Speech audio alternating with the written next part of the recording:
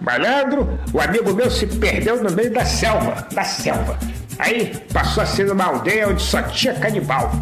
Chegou lá, ele ficou morrendo de medo, porque escutou um papo. A mãe conversando com o filhinho pequeno. O filho olhou pro alto e falou assim: mamãe, aquilo lá em cima se come?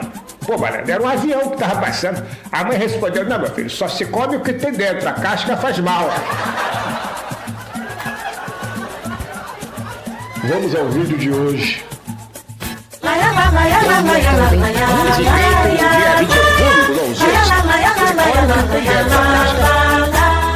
Neste vídeo vamos falar um pouco sobre a vida de um dos maiores brasileiros de todos os tempos, o pai da aviação, Santos Dumont, que nasceu em Palmira, Minas Gerais, no dia 20 de julho de 1873. Seu nome completo era Alberto Santos Dumont, filho de Francisca de Paula Santos e de Henrique Dumont. Viveu sua infância na fazenda de plantio e beneficiamento de café da família em Ribeirão Preto. Lá ele se divertia com os amiguinhos construindo pipas e pequenos aeroplanos. Agora, olha a importância da leitura na vida da criança, né? Ele começou a ficar fascinado por aeronáutica após ler Júlio Verne. Lá eram relatadas viagens submarinas e grandes aventuras em balões. Isso me fez lembrar que quando eu era mocinha, que eu morava lá no Catumbi, de vez em quando eu lia os livros de Júlio Verne, sabe? Da Terra à Lua, Viagem ao Centro da Terra, 20 mil léguas submarinas, A Volta ao Mundo em 80 dias. Isso influencia demais, mas no meu caso, eu lia também, muito mais do que isso, as revistas de fofoca. Talvez isso tenha influenciado também na minha formação. E eu não vou falar mais nada porque eu tenho vergonha. Daí ele começou a estudar a história da navegação, quando descobriu que a maior parte dos avanços até aquele momento haviam sido na França.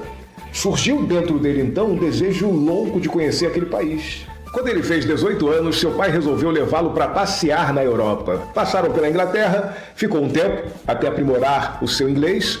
Depois foram para a França. Ali ele escalou o Monte Branco, 5.000 metros de altitude. As alturas o fascinava. Não demorou muito tempo e ele ingressou no automobilismo. Paralelo a isso, ele estudava mecânica, engenharia, eletricidade, aeronáutica. Aos 24 anos, após a morte do seu pai, ele herdou uma imensa fortuna.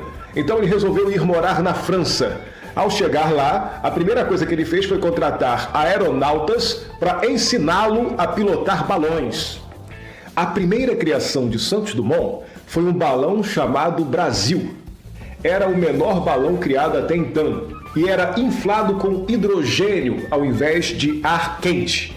Depois ele criou o dirigível número 1, o primeiro balão motorizado da história.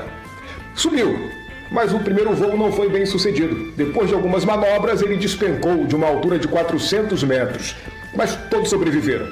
Daí ele fez o dirigível número 2, que caiu ainda em fase de testes. Depois ele fez o dirigível número 3, que contornou a Torre Eiffel pela primeira vez. No ano de 1900 foi criado um prêmio na Europa, onde os aeronautas deveriam contornar a Torre Eiffel e voltar ao ponto de partida em até 30 minutos. Este desafio mexeu com Alberto Santos Dumont, que trabalhou duro para aumentar a velocidade dos seus dirigíveis. Construiu o N4, o N5 e o N6. Com esse último modelo, ele conquistou o Grande Prêmio da França e ganhou então o prêmio de 129 mil francos. Depois ele passou a construir dirigíveis específicos. Por exemplo, o N7 para corridas. O N8 era para um colecionador nos Estados Unidos. O N9 seria um dirigível de passeio. E o N10 seria um dirigível que serviria de ônibus, porém, esse nunca saiu do hangar. O N11 era uma versão do N10.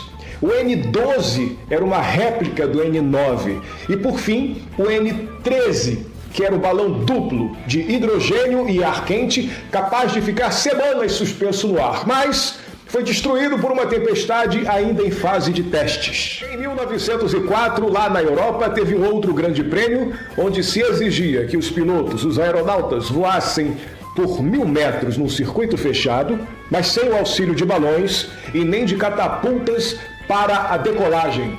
O prêmio dessa vez era de 50 mil francos. Dumont não perdeu tempo e começou a trabalhar na sua mais famosa obra de todos os tempos, o 14 bis, também conhecido como ave de rapina. As asas eram fixas a uma viga, mas à frente ficava o leme. Na outra extremidade ficavam a hélice e o motor de 24 cavalos.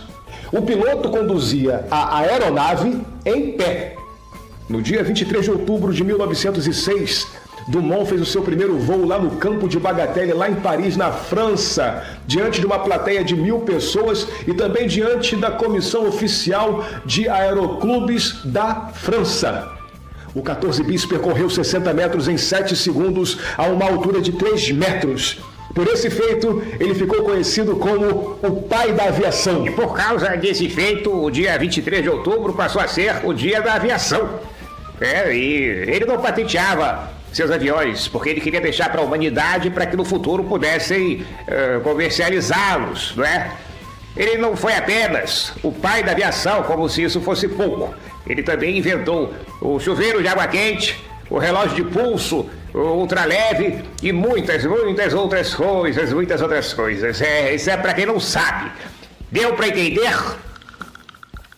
Em 1910, Dumont se aposenta, pois sofria de esclerose múltipla e não podia mais competir com jovens promissores inventores aeronautas. Em 1914 começou a Primeira Grande Guerra Mundial e Dumont viu sua criação ser usada como arma de combate. Aquilo fez com que ele caísse numa depressão profunda. Depois ele lutou até o último dia, tentando fazer com que a sua criação não fosse usada como arma de guerra.